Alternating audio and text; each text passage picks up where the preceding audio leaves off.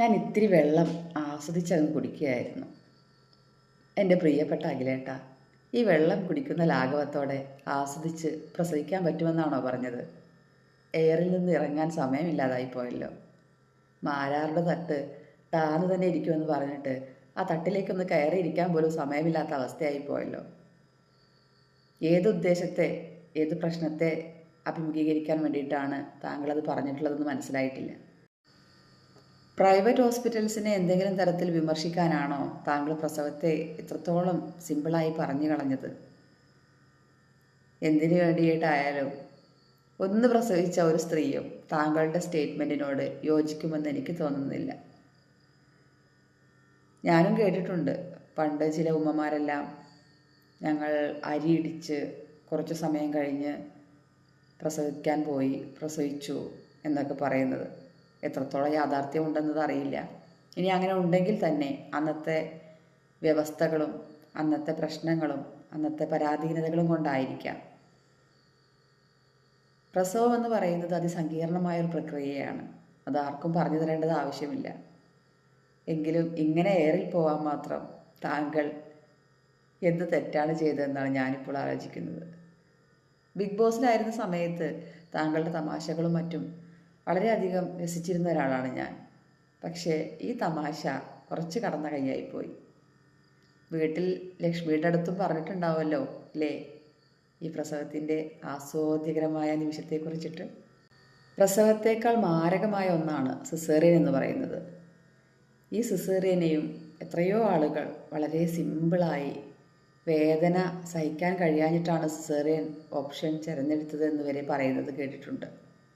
എങ്കിൽ caesarean കഴിഞ്ഞവർക്കറിയാം പ്രസവമാണോ സിസേറിയനാണോ better എന്ന്. അനുഭവം കൊണ്ട് പറയുകയാണ്, എൻ്റെ അഭിപ്രായത്തിൽ, എൻ്റെ അനുഭവത്തിൽ പ്രസവമാണ് ഒന്നുകൂടെ ബെറ്റർ. എങ്കിലും അഖിൽമാരാർ പറഞ്ഞ പോലെ വളരെ ആസ്വാദ്യകരമായി സിമ്പിളായി ചെയ്യുന്നൊരു കാര്യമല്ല പ്രസവം.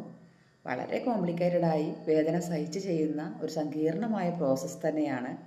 എന്നാൽ സിസേറിയൻ എന്ന് പറയുന്നത് നിറവയറായ ഒരു സ്ത്രീയെ വളച്ച് പിടിച്ച് നട്ടെല്ലിന് കുത്തി ബോധം കളഞ്ഞ് കീറി എടുക്കുന്ന ഒന്നാണ് ഈ സിസേറിയൻ പ്രോസസ്സിനെ സിമ്പിളായി പറഞ്ഞാൽ. ഈ സമയത്ത് നമുക്ക് വേദന അറിയില്ല, പക്ഷേ വളച്ച് പിടിച്ച് കുത്തുന്നതൊക്കെ നമുക്കറിയാം. ആ വേദന സഹിക്കുകയും വേണം.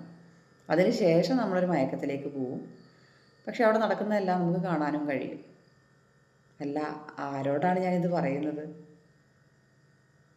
ഇല്ല, ചുരുക്കം ചിലരെങ്കിലും അഖിലേട്ടനോട് യോജിക്കാതെ ഇരിക്കുന്ന പുരുഷ കേസരിമാർ ഉണ്ടാവുമെന്നാണ് ഞാൻ വിശ്വസിക്കുന്നത്. അങ്ങനെ തന്നെയല്ലേ? ഈ സിസേറിയൻ കഴിഞ്ഞ് നമ്മളെ ICUയിലേക്ക് മാറ്റിയതിന് ശേഷം അതിസങ്കീർണമായ ചില പ്രോസസ്സുകൾ അവിടെയും നമുക്ക് നേരിടേണ്ടതായിട്ടുണ്ട്. വേദന സഹിക്കുക എന്ന് പറഞ്ഞാൽ ഈ ഒരു വീഡിയോയിലൂടെയൊന്നും പറഞ്ഞാൽ തീരുന്ന അത്ര വേദനയല്ല ആ ഒരു ICUയിൽ കിടക്കുന്ന സമയത്ത് നാം അനുഭവിക്കുന്നത്. എങ്കിൽ നിങ്ങൾ കരുതും ഈ ICU വാസം കഴിഞ്ഞു കഴിഞ്ഞാൽ ഓക്കെയാണ്. പക്ഷേ അല്ല. റൂമിലേക്ക് മാറ്റിയ ശേഷവും എന്നെയൊക്കെ സംബന്ധിച്ച് 2 ആഴ്ചയോളം ബാത്റൂമിൽ പോകുമ്പോൾ പിടിക്കാൻ 2 പേര് 2 സൈഡിലും വേണ്ട ഒരവസ്ഥയായിരുന്നു. അത്രയും വേദന സഹിച്ച്, കുറച്ച് തടിയുള്ള ആളുകളൊക്കെ ആണെങ്കിൽ സ്റ്റിച്ചിലേക്ക് വയറ് തട്ടിയിട്ട് ഒന്ന് നടക്കാനോ കാലെടുത്ത് വെക്കാനോ കഴിയാത്ത ഒരവസ്ഥ. അതികഠിനമായ വേദന. അത് അനുഭവിച്ചവർക്ക് മാത്രമേ അതിൻ്റെ ഒരു വിങ്ങൽ അറിയുള്ളൂ. അതിൻ്റെ കൂടെ തന്നെ ന്യൂ ബോൺ ആയിട്ടുള്ള കുട്ടി നമ്മുടെ കൂടെ ഉണ്ടാകുമ്പോൾ ആ കുട്ടിയുടെ കരച്ചിലും, നന്നായി ഒന്ന് മുലപ്പാൽ കൊടുക്കാൻ കഴിയാത്ത അവസ്ഥ, ചെരിഞ്ഞ് കിടക്കാൻ കഴിയാത്ത അവസ്ഥ, ഇരിക്കാൻ കഴിയാത്ത അവസ്ഥ. ഡോക്ടേഴ്സ് നമ്മളോട് സെക്കൻഡ് ഡേ മുതൽ തന്നെ നടക്കാൻ പറയും. ചില കുട്ടികൾക്ക്, ചില ആളുകൾക്ക് വലിയ പ്രയാസമില്ലാതെ നടക്കാൻ, വേദന ഉണ്ടെങ്കിൽ കൂടിയും നടക്കാൻ സാധിക്കാറുണ്ട്. എന്നെയൊക്കെ സംബന്ധിച്ച് അതികഠിനമായ വേദന സഹിച്ചാണ് ഞാൻ നടന്നിട്ടുള്ളത്. രാവിലെയും വൈകുന്നേരവും ഒക്കെ നമ്മളോട് നടക്കാൻ പറയും. പക്ഷേ ആ സ്റ്റിച്ചിൻ്റെ വേദന എന്ന് പറയുന്നത് പറഞ്ഞറിയിക്കാൻ കഴിയാത്തത്ര വേദനയാണ്.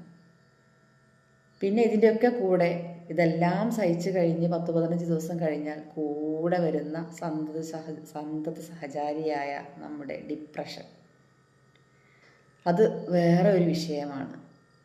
ഇത് പ്രസവത്തിനായാലും സിസേറിയനായാലും എപ്പിഡ്യൂറൽ എടുത്തിട്ടുള്ള സിസേറിയനായാലും പ്രസവമായാലും എല്ലാ സ്ത്രീകളും പ്രസവിച്ചവരെങ്കിൽ ഇത്തരം വേദനകളിലൂടെയും ഡിപ്രഷനിലൂടെയും കടന്നു പോയിട്ടുണ്ടാവും. അത് പണ്ട് കാലത്തും കടന്നു പോയിട്ടുണ്ടാവും. ആ കാലത്ത് അതിനെ ശാസ്ത്രീയമായി പഠിക്കാനോ വിശകലനം ചെയ്യാനോ ആരും മുതിർന്നിട്ടുണ്ടാവില്ല.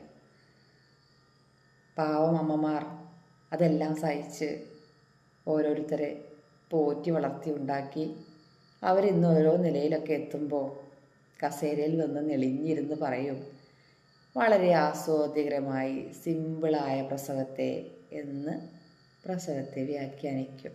ഇതാണ് ഇവിടെ നടന്നിട്ടുള്ളത്. അതുകൊണ്ട് പ്രിയപ്പെട്ട അഖിൽമാരാരേട്ട, താങ്കളുടെ ലോകവിവരം വെച്ച് എന്തിനേയും വിമർശിക്കുകയോ വ്യാഖ്യാനിക്കുകയോ നിർവചിക്കുകയോ ചെയ്തോളൂ. പക്ഷേ തനിക്ക് പരിചയമില്ലാത്ത അനുഭവസമ്പത്തില്ലാത്ത കാര്യത്തെക്കുറിച്ച് പറയുമ്പോൾ അതറിയുന്നവരോടുകൂടി ഒന്ന് ചോദിച്ച് മനസ്സിലാക്കി പറയുന്നതായിരിക്കും നല്ലത്. അല്ലെങ്കിൽ തട്ട് താൻ തന്നെ ഇരിക്കണമെങ്കിൽ ഒന്നുകൂടെ വിവേകത്തോടെ ചിന്തിച്ച് ഇത്തരം കാര്യങ്ങളിൽ അഭിപ്രായം പറയുന്നതായിരിക്കും നന്നാവുക. ഓക്കെ.